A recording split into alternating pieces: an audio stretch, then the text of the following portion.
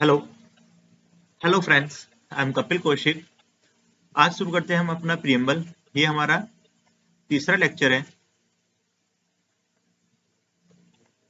ठीक है, तो स्टार्ट करते हैं प्रियम्बल से। प्रियम्बल क्या है? प्रियम्बल क्या है? एक ऑर्नामेंटल डेकोरेटिव पार्ट है कॉन्स्टिट्यूशन का। मतलब क्या है? आभूषण है, जिससे कि आभूषण है। हमारा कॉन्स्टिट्यूशन कैसा लगता है? बहुत अच्छा लगता है।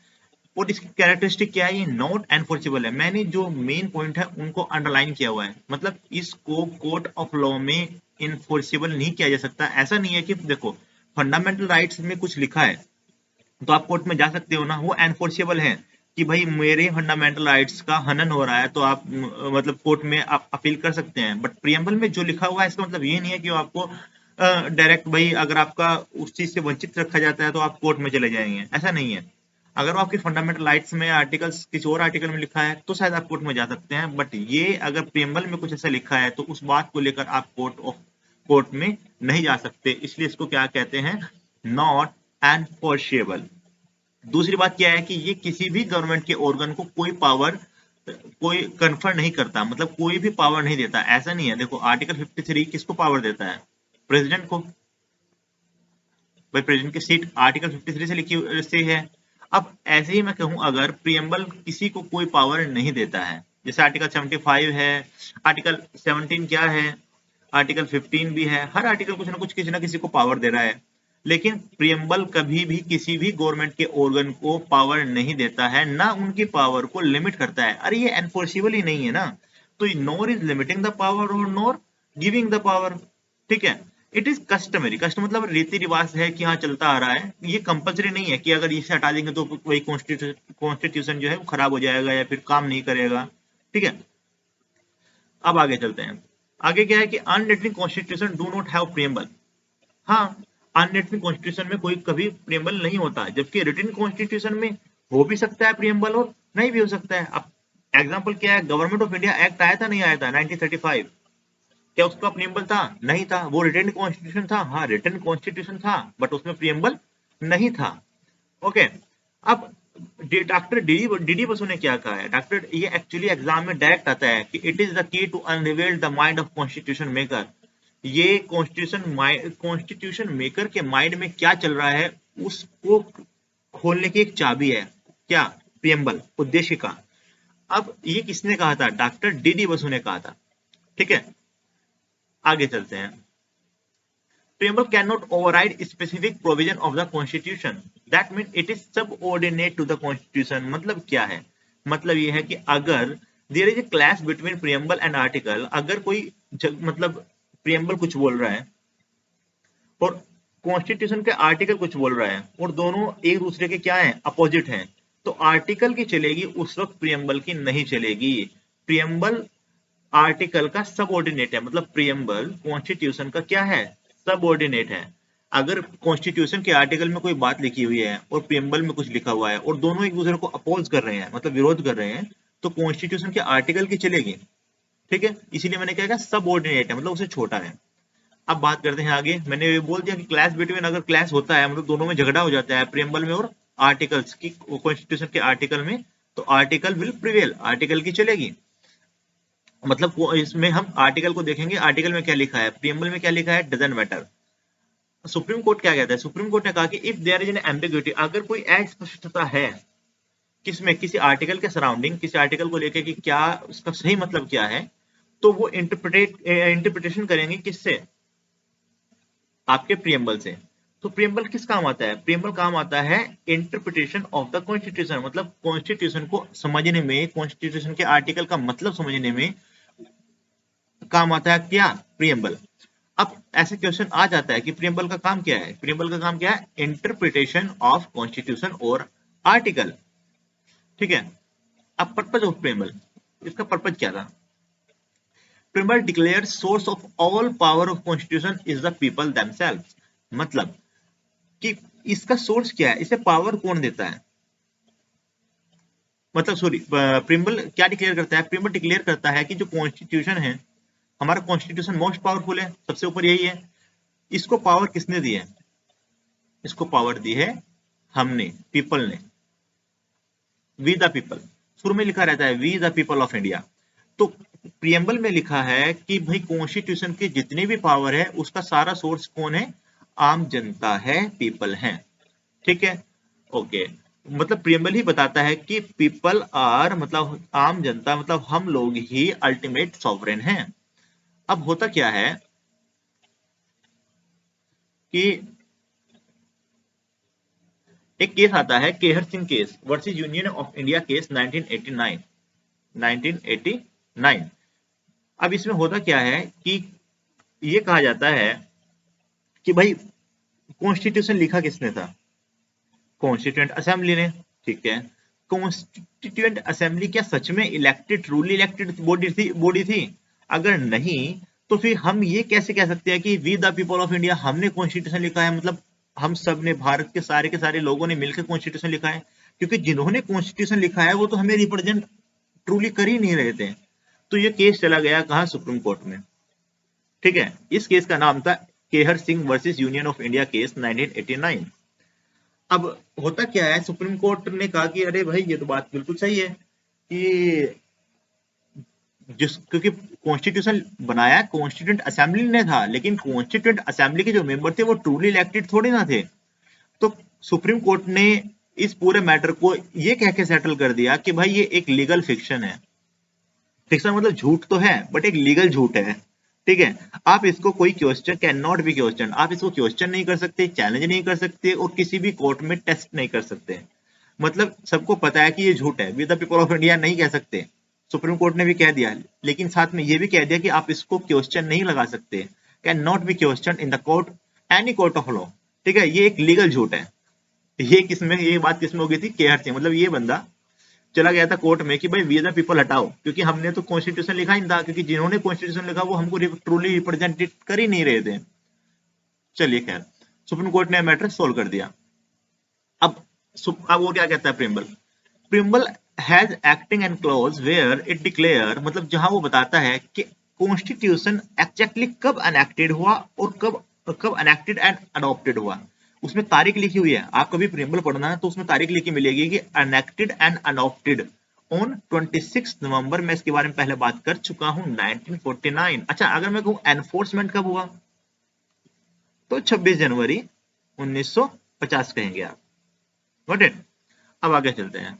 Preamble help in legal interpretation, मैंने बता चुका कि प्रियम्बल करने क्या किस काम में आता है? इंटरप्रेट करने में काम आता है। अगर हमें कोई किसी भी कॉन्स्टिट्यूशन के किसी भी आर्टिकल को लेके कोई भी एम्बिग्यूटी है, मतलब अस्पष्टता है कि इसका सही मतलब क्या है, तो वो प्रियम्बल बताएगा।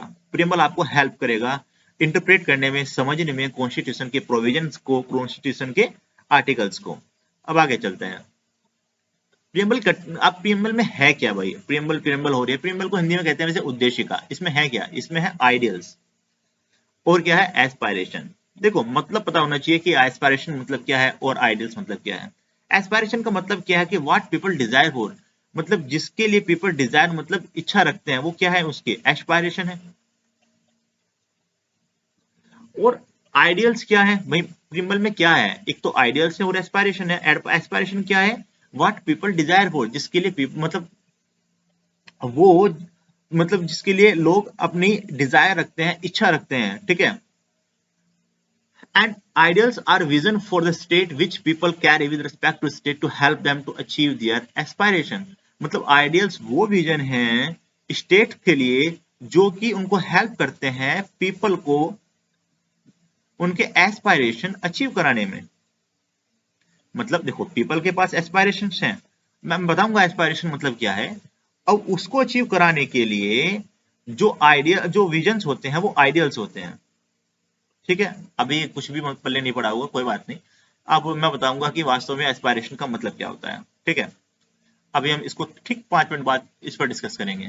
पहले बात कर लेते हैं थोड़ी सी, प्रियम्बल क्या सच में कॉन्स्टिट्यूशन का पार्ट है? आप बताओ, क्या प्रियम्बल कॉन्स्टिट्यूशन का पार्ट है? प्रियम्बल एक्चुअली सबसे पहले कहा गया कि प्रियम्बल कॉन्स्टिट्यूशन का पार्ट नहीं है। ठीक है, फिर उसके बाद, क्योंकि भाई देखो, अगर हम इसको ड्रॉप कर देते हैं तो भी कॉन्स्टिट्यूशन अच्छे से फंक्शन करेगा, कोई फर्क नहीं पड़ता। तो ना तो ये किसी को पावर देता है और ना किसी की पावर को लिमिट करता है। ठीक है, तो कोई फर्क नहीं पड़ता अगर आप इसको हटा भी दे कॉन्स्टिट्यूशन से, constitution function well, will function well. अब सुप्रीम कोर्ट ने केस हुआ रे बेरूबरी केस 1960, ये आ जाता है नाम। केहर सिंह केस कब हुआ था देखो, इनके ना नाम याद होने चाहिए। 1989। और ये जो रे बेरूबरी केस है वो कब है, 1960, और वो कब था, 1989। अब बात करते हैं आगे। Preamble was not part of the constitution. मैंने बताया कि पहले ये माना जाता था कि प्रियम्बल कॉन्स्टिट्यूशन का पार्ट नहीं है, लेकिन अब इसके केस में के बाद सुप्रीम कोर्ट ने कहा कि preamble is part of the constitution but not necessarily essential part. मतलब प्रियम्बल कॉन्स्टिट्यूशन का पार्ट तो है। देखो पहले कहा गया प्रियम्बल कॉन्स्टिट्यूशन का पार्ट है ही नहीं, फिर कहा गया पार्ट है तो बट जरूरी पार्ट नहीं है, इसेंशियल पार्ट नहीं है। मतलब ऐसा नहीं है कि कोई इसके बिना काम नहीं चलने का, लेकिन पार्ट जरूर है। ठीक है भाई। फिर केशव नंदा भारती केस में कहा गया कि भैया कि इसको साथ में हम अपडेटेड कर सकते हैं, मतलब इसमें सुधार किया जा सकता है क्योंकि ये एक पार्ट है किसका, कॉन्स्टिट्यूशन का। Got it.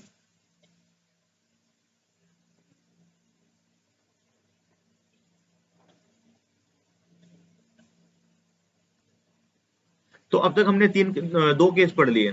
पहला केस क्या पढ़ा, केशव का।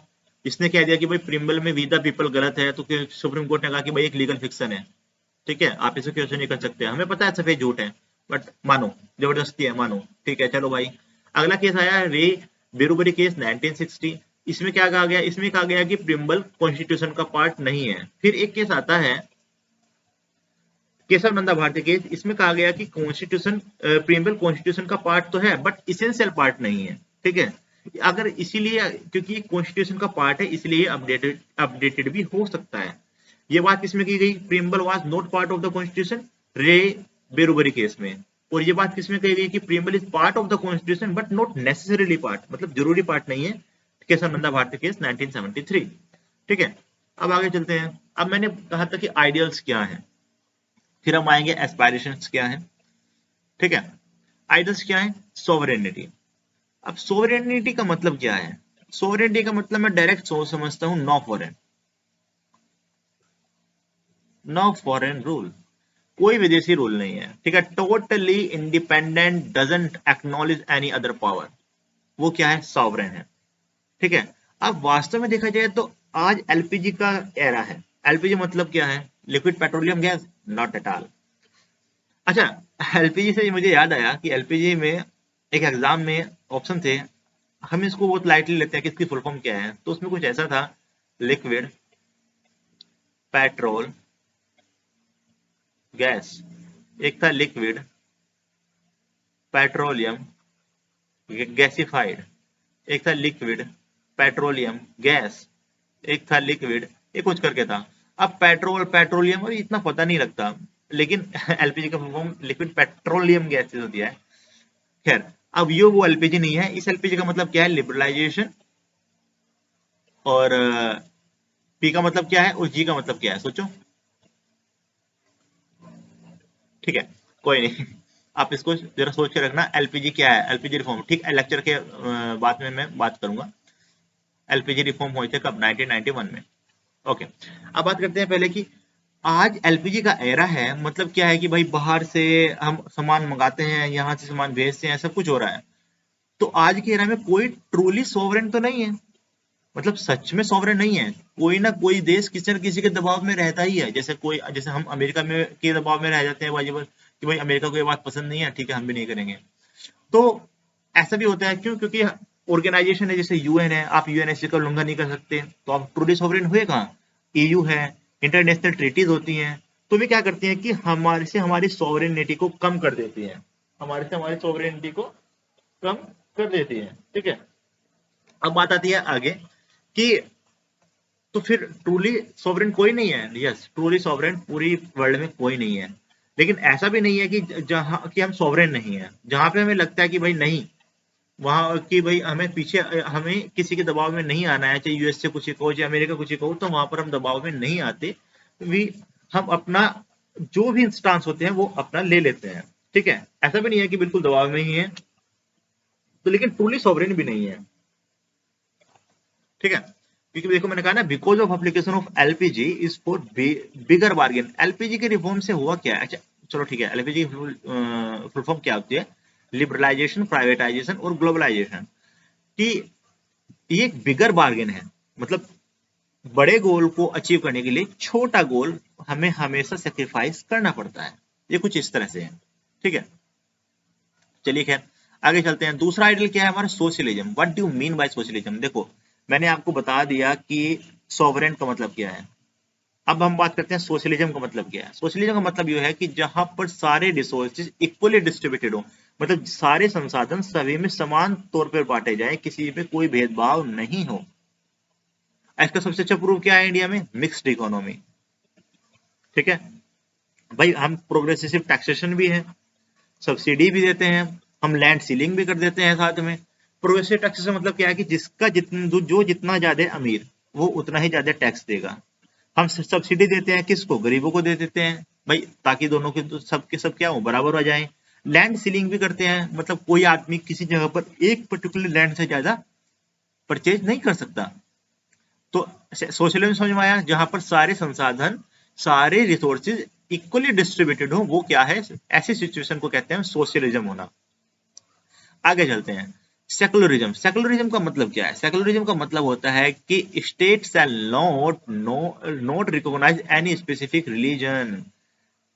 कोई भी देश किसी भी रिलीजन को, किसी स्पेसिफिक रिलीजन को, हिंदू हो चाहे मुस्लिम हो चाहे सिख हो चाहे ईसाई हो, को रिकॉग्नाइज नहीं करता है। अच्छा भारत कैसा देश है अगर आ जाए, रिलीजियस है? नहीं, भारत ना तो रिलीजियस है, ना इरिलीजियस है, ना एंटी रिलीजियस है। भारत नॉन रिलीजियस है, ठीक है। ये हमेशा याद रखना, भारत कैसा है, नॉन रिलीजियस है। अब भारत में साफ कहा गया है कि भाई इंडिया सभी का घर है, ठीक है, और सभी बराबर बराबर आप इक्वली को एग्जिस्ट भी करेंगे, मतलब सभी समान रूप से रहेंगे, भारत साफ कहता है। और जब भी एडमिनिस्ट्रेटिव डिसीजन लिए जाएंगे, प्रशासनिक डिसीजन लिए जाएंगे, तब हम रिलीजन्स के जो सेंटिमेंट्स हैं उनको ध्यान में रख के एडमिनिस्ट्रेटिव डिसीजन लेंगे। अब कुछ ऐसे भी होते हैं जो पूरे रिलीजियस कंट्री होते हैं, जैसे पाकिस्तान, ईरान, इराक। अब ये क्या होता है, उसमें ऐसा नहीं है कि भाई हिंदुओं का देखेंगे या सिख का देखेंगे, नहीं, जो इस्लाम की बुक कहेगी उनके लिए वो रूल होगा। लेकिन क्या हमारे यहाँ ऐसा है कि भाई हिंदुओं की बुक या मुस्लिम की बुक या फिर सिख की या ईसाई की बुक से हम रूल करते हैं? नहीं, हम वो करते हैं कॉन्स्टिट्यूशन से। कॉन्स्टिट्यूशन अपने आप में एक सेकुलर बुक है, तो हम हर एक हर एक रिलीजन से सेम डिस्टेंस है हमारी। लेकिन जब हम एडमिनिस्ट्रेटिव डिसीजन लेते हैं तो हम सारे सेंटिमेंट्स को ध्यान में रखते हैं सभी रिलीजन के। तो सेकुलर समझ में आया। अब बात करते हैं डेमोक्रेसी। डेमोक्रेसी हमारे यहाँ कौन सी डेमोक्रेसी है, रिप्रेजेंटेटिव डेमोक्रेसी है। कैसी डेमोक्रेसी है, रिप्रेजेंटेटिव। हम कह सकते हैं कि भाई democracy also mean that people are involve in larger decision. भाई हमारे यहाँ लोग लार्जर डिसीजन में इन्वॉल्व होते हैं। हम कह सकते हैं कि आज तक जब से हमारा भारत देश आजाद हुआ है, हमने एक सिंगल इलेक्शन तक मिस नहीं किया हुआ है, ठीक है। तो हम कह सकते हैं कि हमारे यहाँ स्ट्रॉन्ग डेमोक्रेसी है। डेमोक्रेसी का मतलब क्या है, देखो डेमो मतलब होता है पीपल, क्रेसी मतलब होता है तंत्र। मतलब डेमो मतलब प्रजा और क्रेसी मतलब तंत्र, तो प्रजातंत्र। प्रजातंत्र मतलब होता है जहां लोगों की चलती हो, जहां पे मेजर डिसीजन पीपल लेते हो, पीपल के जो रिप्रेजेंटेटिव हो वे लेते हो, कोई हेडेटरी, कोई तानाशाही ना हो, ठीक है। अब बात करते हैं, अब देखो ई गवर्नेंस आया, हम उसके थ्रू क्या कर सकते हैं, लोगों का डिसीजन ले सकते हैं, अपनी बात उन्हें बता सकते हैं हम क्या कर रहे हैं क्या नहीं कर रहे हैं। तो इससे होगा क्या, इससे हमारा जो गवर्नेंस है वो अच्छी तरह से फंक्शन करेगी। Got it. अब बात करते हैं रिपब्लिक की। Republic, what do you mean by Republic? Republic का मतलब होता है जहां head of the state is elected by the people for the fixed term. Head of the state कौन है हमारे यहाँ का, प्रेसिडेंट। क्या प्रेसिडेंट हेरिडेटरी है कि भाई एक्स कोई आदमी है उसका लड़का ही प्रेसिडेंट बनेगा? नहीं ना, इलेक्ट होता है, खुद इलेक्ट करता है। हम इलेक्ट करते हैं भाई, हम जिन्हें इलेक्ट करते हैं वे प्रेसिडेंट को इलेक्ट करते हैं ना, तो इनडायरेक्टली हम इलेक्ट करेंगे। हमारे प्रेसिडेंट को इलेक्ट कौन करता है, एमपी एमएलए। एमपी एमएलए को इलेक्ट कौन करता है, हम। तो हम ही तो डायरेक्ट प्रेसिडेंट को इलेक्ट कर रहे हैं ना। तो हेड ऑफ द स्टेट अगर कहीं इलेक्ट हो रहा है तो वो क्या क्या क्या होगा, रिपब्लिक होगा। अब बात आगे चलते हैं एस्पायरेशन। ये हमारे आइडियल्स होंगे, क्या सॉवरेन हो गया, सोशलिज्म होगा, सोशलिज्म हो गया, और क्या है, रिपब्लिक हो गया, डेमोक्रेसी हो गया। अब चलते हैं aspirations, what people desire for. हम मतलब जो पीपल है वो क्या इच्छा रखते हैं और क्या मतलब डिजर्व करते हैं, ठीक है। भाई जस्टिस मिलना चाहिए, कैसा जस्टिस मिलना चाहिए? सोशल जस्टिस मिलना चाहिए, इकोनॉमिक जस्टिस मिलना चाहिए, पॉलिटिकल जस्टिस मिलना चाहिए। पॉलिटिकल जस्टिस मतलब ऐसा नहीं है कि भाई एक ही आदमी इलेक्शन लड़ सकता है, या फिर जैसे सपोज मैं हूं, मैं इलेक्शन नहीं लड़ सकता, ऐसा भी नहीं है। हर एक सिटीजन अगर किसी का मन है, इरेस्पेक्टिव वो किस धर्म का है, किस सेक्स का है, किस कास्ट का है, किस इकोनॉमिक अमीर है या गरीब है, वो आराम से इलेक्शन कंटेस्ट कर सकता है। तो ये क्या हुआ? पॉलिटिकल जस्टिस हुआ। आगे चलते हैं। इकोनॉमिक जस्टिस, इकोनॉमिक जस्टिस में बहुत सारे प्रोविजंस दिए हैं, फंडामेंटल राइट्स में दिए हैं, डीपीएसपी में दिए हैं, है ना। For example, vocation, equal, sorry ये गलत है, vocation, equal pay for equal work. भाई छुट्टी का प्रावधान है, इक्वल पे मिलेगा, इक्वल वर्क के लिए, समान वर्क के लिए समान पे मिलेगा, मतलब समान पैसा मिलेगा, है ना। ये सब क्या है? इकोनॉमिक जस्टिस है। ऐसा नहीं है कि भाई ये अमीर है इसको ज्यादा पैसा मिलेगा, ये गरीब है इसको कम पैसा मिलेगा, नहीं। अगर दोनों समान काम कर रहे हैं, चाहे वो किसी भी धर्म किसी भी जाति का है, दोनों को समान ही पैसा मिलेगा। अब बात करते हैं सोशल जस्टिस की। सोशल जस्टिस के एग्जांपल क्या है? आर्टिकल 15 से 18, जो कि हम कल बात करेंगे, अगले लेक्चर में बात करेंगे। वो आर्टिकल 15 से 18 की जितने भी प्रोविजन है सब सोशल जस्टिस ही हैं। अब वो क्या क्या है वो अभी मैं डिटेल में नहीं जा रहा हूँ, ठीक है। बिल्कुल डिटेल में बात करेंगे सोशल जस्टिस पे। आर्टिकल 15 से 18 हम सोशल जस्टिस ही दिलाएंगे सबको। आगे चलते हैं। लिबर्टी, लिबर्टी मतलब क्या है? स्वतंत्रता। जहां पर किसी के भी गवर्नमेंट के आर्बिट्री, मतलब गवर्नमेंट का मनाया, अरे ठीक है आज ऐसा कर लो, मेरे मन को भाया मैं कुत्ता काट के खाया, और ऐसा नहीं है। उनका खुद का आर्बिट्री वो कुछ नहीं कर सकते। क्यों? कॉन्स्टिट्यूशन बैठा है। भाई गवर्नमेंट ने कोई एक्शन लिया है और वो कॉन्स्टिट्यूशन के खिलाफ जा रहा है, तो सुप्रीम कोर्ट बैठा है ना रोकने के लिए। किसको? गवर्नमेंट को। बहुत सारे प्रोविजन है जो सुप्रीम कोर्ट क्या करते हैं, नल एंड वॉइड कर देता है कि भैया आपका ये डिसीजन नहीं चलेगा, कर देता है। तो इसको कहते हैं लिबर्टी। लिबर्टी मतलब क्या है? जहां पर गवर्नमेंट की अपने आप आर्बिट्रेरी जो मनाया वो किया, ऐसी पावर एब्सेंट रहती है, एब्सेंट रहती है, इसको कहते हैं लिबर्टी होना, हमें स्वतंत्रता मिलना। अगर इक्वेलिटी, हम बात करते हैं इक्वेलिटी की, इक्वल अपॉर्चुनिटी की। भाई कोई हर एक आदमी को इक्वल अपॉर्चुनिटी मिलनी चाहिए। ऐसा नहीं है कि भाई मैं अमीर घर का तो मुझे ज्यादा अपॉर्चुनिटी है या कम अपॉर्चुनिटी है। सभी को हम इक्वल अपॉर्चुनिटी देंगे, इक्वल स्टेटस देंगे, इक्वल इकोनॉमिकल स्टेटस देंगे, इक्वल सोशल स्टेटस देंगे, इक्वल पॉलिटिकल स्टेटस भी देंगे। ऐसा ये क्या है? इसका मतलब है इक्वेलिटी। इक्वेलिटी का मतलब होता है, ठीक है। अब बात करते हैं आगे फ्रेटर्निटी। अब इसका मतलब होता है भाईचारा। भाईचारा मतलब सारे के सारे, चाहे कोई किसी भी धर्म का है, किसी भी सेक्स का है, किसी भी जाति का है, अमीर है गरीब है, सब के सब किससे रहेंगे? ब्रदरहुड से रहेंगे, भाईचारा से रहेंगे। ये प्रमोट करता है unity and integrity of India को, ठीक है। ये हमारा हो गया प्रेम्बल। अब हमने प्रेम्बल के बारे में बहुत अच्छे से बात कर ली है, आइडियल्स देख लिए, एस्पायरेशंस देख लिए। अब बात करते हैं कि इसके फंडामेंटल ड्यूटीज के बारे में थोड़ी सी। फंडामेंटल ड्यूटीज मतलब क्या? फंडामेंटल ड्यूटी को ऐड किया गया था 42 अमेंडमेंट एक्ट 1976 से। इसको किससे उधार लिया गया था? यूएसएसआर से। आर्टिकल 51 ए में लिखा हुआ है, 51 ए में है सारी फंडामेंटल ड्यूटी। अब कितने फंडामेंटल ड्यूटी है? 10+1 करके याद रखना, टोटल 11 फंडामेंटल ड्यूटी है। लेकिन 10+1 क्यों? क्योंकि जो 10 फंडामेंटल ड्यूटी है वो 42nd अमेंडमेंट एक्ट से ऐड हुई है, और जो 1 फंडामेंटल ड्यूटी है वो 86 कॉन्स्टिट्यूशन अमेंडमेंट एक्ट से ऐड हुई है। Got it? ठीक है। तो कितने फंडामेंटल ड्यूटी हैं? 11। किस कमेटी के बेस पर बनी थी? सर्वजन कमेटी के बेस पर बनी थी। कहां से ली गई है? यूएसएसआर से ली गई है। और कब बनी थी? 42nd अमेंडमेंट एक्ट 1976 के तहत बनी थी। ओके। अब 11 फंडामेंटल ड्यूटी कौन कौन सी है? एक्चुअली 11 की 11 हमें यूपीएससी एस्पायरेंट्स को याद ही होनी चाहिए, एसएससी वाले को याद करने की कोई जरूरत नहीं है, ठीक है। पहली फंडामेंटल ड्यूटी क्या है? कि हर इंडियन सिटीजन बंधा हुआ है कॉन्स्टिट्यूशन से, उसके आइडियल से, ठीक है, उसके नेशनल एंथम से, नेशनल फ्लैग से। Got it? दूसरी फंडामेंटल ड्यूटी क्या है? कि हम हमारे जो नोबेल आइडियल्स होंगे हम उनको चेरिश करेंगे, उनको फॉलो करेंगे। हम जो नेशनल स्ट्रगल हुआ है फ्रीडम के लिए हम उनसे इंस्पायर होंगे। लेकिन क्रिटिसिज्म हुआ है इस बात का, वाई?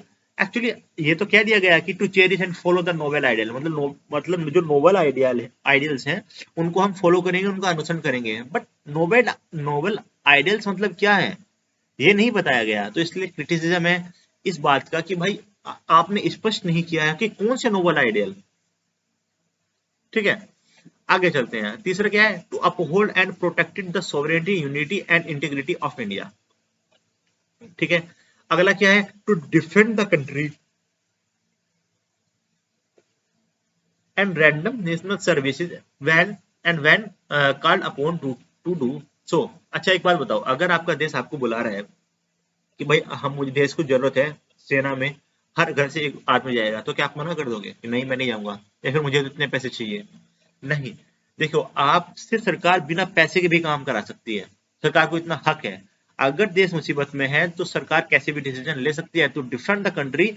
हम हमें जब बुलाया है हमें तब जाना पड़ेगा, और जाना भी चाहिए। ये हमारे केस में लिख रहा है fundamental duty 51A sub clause D. ठीक है, अब बात करते हैं आगे की।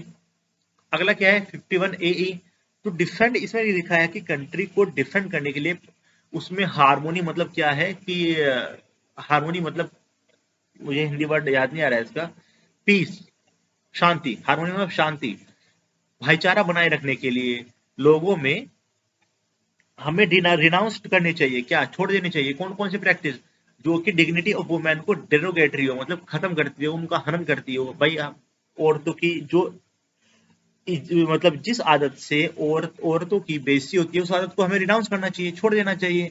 हमें भाईचारे में विश्वास रखना चाहिए। ये सब किसमें लिखा है 51AE में। अब अगला देखते हैं 51AF, इसमें क्या लिखा है कि हमारा जो कंपोजिट कल्चर है, जो हमारा हेरिटेज है, उसको क्या करो, प्रिजर्व करो, उसका संरक्षण करो, क्योंकि वो बहुत अच्छा, जैसे ताजमहल है। अब ताजमहल का अगर हमको प्रिजर्व नहीं करेंगे तो कैसे चलेगा, उसकी साफ सफाई नहीं करेंगे, उसकी देखभाल नहीं करेंगे, खत्म हो जाएगा। सपोज हमारा कंपोजिट कल्चर है, हमें उसको भी रेस्पेक्ट करना चाहिए, है ना। और क्या लिखा हुआ है, और कहा गया है कि चाहे आदमी हो चाहे एनिमल हो, हमें सभी की समान, हमें सभी का समान आदर करना चाहिए। अब इसका भी क्रिटिसिज्म है कि भाई कंपोजिट कल्चर तो कह दिया कि कंपोजिट कल्चर के लिए, लेकिन कैसा कंपोजिट कल्चर ये नहीं बताया गया, मतलब डिफाइंड नहीं है।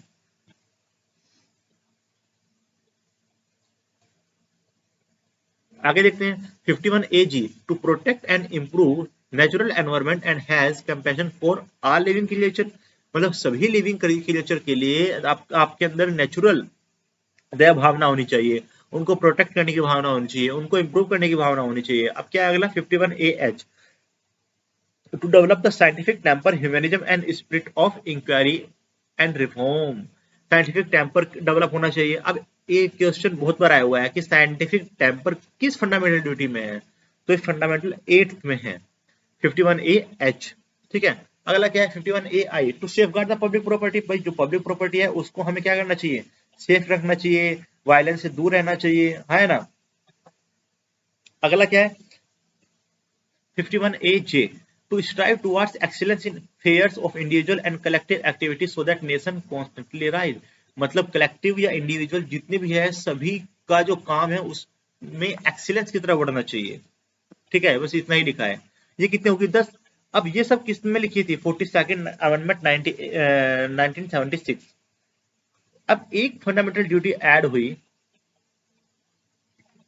11th, कब 86th अमेंडमेंट के तहत। इसमें क्या कहा गया कि जितने भी पेरेंट्स और गार्जियन हैं वे अपने बच्चों को 6 से 14 साल के बच्चों को फ्री एजुकेशन दिलाएंगे। ये भारत सरकार का वादा है, आप बस स्कूल भेजिए। ठीक है, ये 11वीं हमारी होगी। अब 11 फंडामेंटल ड्यूटी होगी। अब इनका क्रिटिसिज्म क्या है, भाई देखो, जैसे प्रियम्बल एनफोर्सेबल नहीं है तो फंडामेंटल ड्यूटी भी एनफोर्सेबल नहीं है, कि ऐसा नहीं कह सकते भाई फंडामेंटल ड्यूटी में ये लिख रहा है मुझे भी दो। ठीक है, दूसरा क्रिटिसिज्म क्या है, मतलब क्रिटिसिज्म मतलब क्या है कि भाई पसंद ना आना। दूसरा क्या है, एम्बिगुअस लैंग्वेज है, कोई स्पष्ट लैंग्वेज नहीं है। मैंने बताया composite culture, what do you mean by composite culture, भाई बताओ तो कंपोजिट कल्चर का मतलब क्या है। आइडियल्स, नोवेल्स, इनका मतलब क्या है। अब किसको एग्जांपल नहीं दिया। ठीक है, lack of awareness and lack of publicity, तो सभी को आज दुख का विषय सच में ये बात भी है कि सभी को अपने फंडामेंटल राइट तो पता होते हैं, लेकिन फंडामेंटल ड्यूटी क्या है, मौलिक कर्तव्य क्या है, ये किसी को नहीं पता होता। लैक ऑफ अवेयरनेस, जागरूकता कम है। Some important duties should have been added like which was recommended by servicing committee. अब सर्विसिंग कमेटी ने तो बहुत कुछ कहा था, जो कि कुछ को छोड़ दिया गया है और कुछ को अपना लिया गया। तो ये कहा गया है इसमें क्रिटिसिज्म में कि duties should have been added, उन ड्यूटी को ऐड होना चाहिए जो कि सर्विसिंग कमेटी ने रिकमेंड करी थी। आपने कुछ ही को ही रिकमेंड मतलब डाइट में सॉरी